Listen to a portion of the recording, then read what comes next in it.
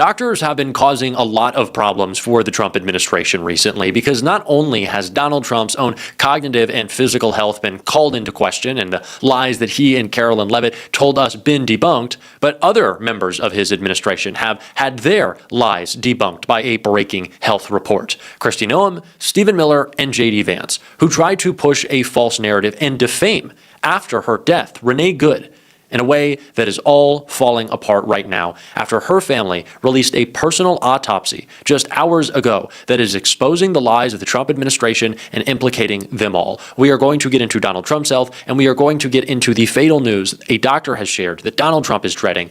But like I said, it starts with Donald Trump's health, which he's talking about himself right now in a way that is only bringing more attention to the matter.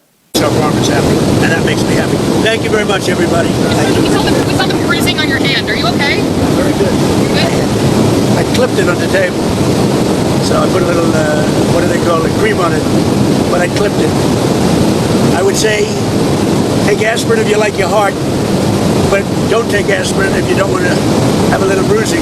You know, if you take I take the big aspirin. He seems very confused about the reasons for his bruising, why it's worse, what he's taking. For someone who always likes to talk about how strong he is, how tough he is, how Donald Trump is in such great health that it is remarked upon by doctors, he really can't give us a straight answer on what they're remarking upon. Donald Trump also likes to bring up the fact that they always push him away from the cognitive tests, right? They say, Donald, you don't need to take that, but he insists.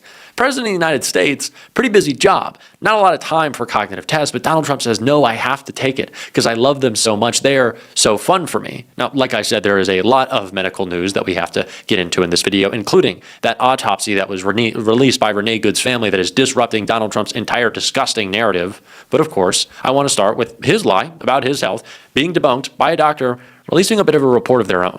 Doctor questions Donald Trump's health claims after his huge bruise was pointed out on Air Force One. A cardiac expert has questioned Donald Trump's health regimen after the president admitted to taking a higher dose of aspirin than his doctor said was necessary. A gnarly new bruise appeared on Donald Trump's left hand on Thursday, but the 79-year-old president told reporters that he was feeling good and insisted that he had simply clipped the hand. Trump claimed that he bruises more easily due to his unusual aspirin routine, which apparently is stronger than what his doctor thinks he needs.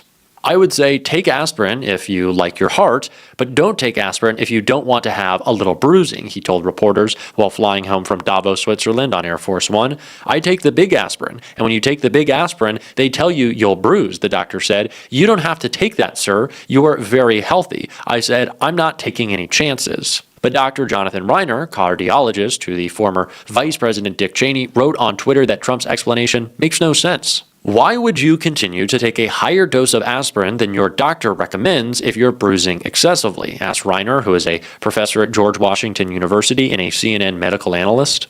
When reached for comment, White House spokeswoman Taylor Rogers told the Daily Beast in a statement, the president answered this question on Air Force One. You would think a so-called doctor would have better listening skills. Unfortunately, extreme cases of Trump derangement syndrome have severe side effects, such as a loss of common sense for a liberal activist like Jonathan Reiner. President Trump's excellent doctors have repeatedly affirmed that he is in perfect health. I don't think the former cardiologist for Dick Cheney is some sort of progressive superstar, but these are the types of things that the Trump administration has to tell themselves to feel comfortable with the fact that the president is in severe cognitive and physical decline. Now, like I said, this wasn't even somehow the worst doctor's report that Donald Trump got in the past 24 hours. Because after telling this story that Jonathan Ross, the ICE thug who stole the life of Renee Good, was simply acting in self-defense, a new autopsy from Renee Good's family is revealing that that narrative quickly falls apart. The defense that J.D. Vance jumped to, the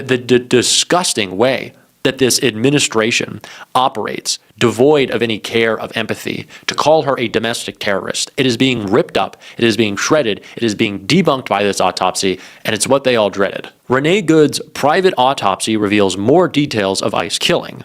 Renee Good was shot in her breast, arm, and near her left temple, according to autopsy details revealed by her family attorneys. An independent postmortem commissioned by law firm Ramanucci and Blandon found that the wounds to Good's left forearm and right breast were not life-threatening, but the shot that entered her head killed her. The autopsy was described as preliminary. Video of the incident shows ICE agent Jonathan Ross firing multiple bullets at Good from the front inside of her car.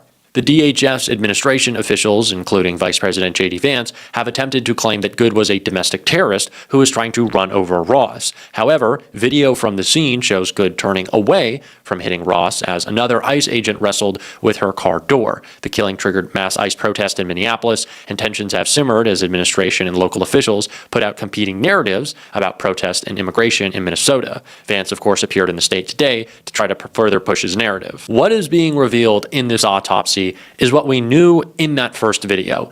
And it is scary that we need an autopsy, and it is even more terrifying that Democrats and Republicans, not that we need to put labels on things, but we do, I would say rational people and MAGA cultists, watched the same video and somehow had different takes.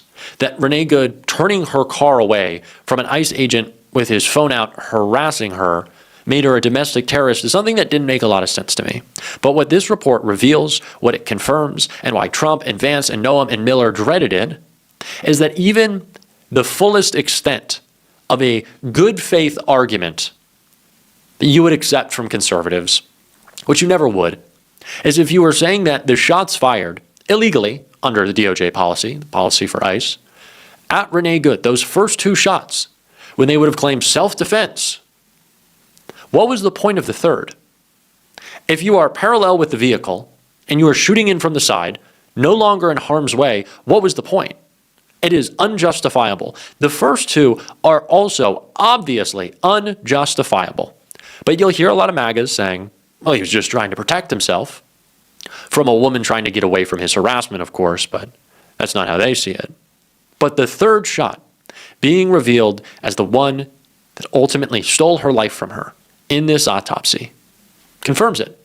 It confirms that Donald Trump and J.D. Vance and Kristi Noem and Stephen Miller are liars. Now, we've known this, but for anyone who needs the full medical report, there you go. You can't argue with it, but they're going to try because their president is mentally deranged. Donald Trump has always been that way. He will continue to be that way. It'll get worse over time. But as we saw this week in Davos, and as we see every goddamn day, and I wish we didn't have to, the man has lost his mind. And I think few gave a better analysis of that because I'm fucking sick and tired of having to talk about just how deranged he is. No one gave a better analysis than Lawrence O'Donnell, which I think you should check out. The man had absolutely no idea what he was saying 1 second of that lying hallucination. Had no idea what was coming out of his mouth. Those 3-minute deals he claims he made, just describing that one hallucination with the president of France took him more than 3 minutes. His ignorance is getting bigger. Knowledge is actually the antidote to ignorance. Ignorance gets reduced through knowledge. But Donald Trump is uneducable. Donald Trump hears the phrase, most favored nation, has no idea what it means, throws it into a hallucination about drug prices, has no idea how they work, and thinks he's somehow doing Americans a favor by convincing the French president to raise the cost of drugs, which would in effect raise the cost of drugs around the world and raise the cost of drugs from what would have been a lower price for Americans. The French government actually put out a statement complete with Donald Trump's favorite phrase, fake news. The statement says, quote, "It's been claimed that President Emmanuel Macron increased the price of medicines. He does not set their prices. They are regulated by the social security system and have, in fact, remained stable. Anyone who has set foot in a French pharmacy knows this." In the middle of Donald Trump's dazed and confused incoherence today, he said one of his favorite phrases. He said, "I'll be honest with you." He throws that in from time to time. That's something you've never heard me say on this program. As someone who cares about words and their meaning, to me it would mean that whenever I don't say it, that I'm not being honest with you. And whenever Donald Trump says, to be honest with you, what he says next is never honest. The impulse to say, "I'll be honest with you," comes from his pathological lying. It is a trademark line of lying salesmen like Donald Trump. Imagine Imagine a president of France having to respond to the hallucinations of a madman. Imagine leaders of countries around the world having to deal with that madman in one way or another for the next 3 years. It was Republican President Gerald Ford who used the phrase long national nightmare to describe the corrupt presidency of Richard Nixon, who chose Gerald Ford as vice president after Nixon's first vice president pleaded no contest to tax evasion. The presidency of Richard Nixon was a long national nightmare. But the presidency of Donald Trump is worse, much worse. He is the world's nightmare now. In 24 hours, in the same span, an autopsy exposing the lies that J.D. Vance and Kristi Noem and Stephen Miller and Donald Trump tried to push, and several reports raising concerns about the lies that Donald Trump is telling about his own cognitive and physical state. I would say when a doctor speaks, it is usually bad news for Donald Trump. So I say to the doctors of America, continue to let us in, right? Continue to share, because we need accountability, and we are going to cover it all on this show. And if you want to support that, as always, you can hit that subscribe button, leave a like on this video. If you stuck around to the end, drop a blue heart in the comments.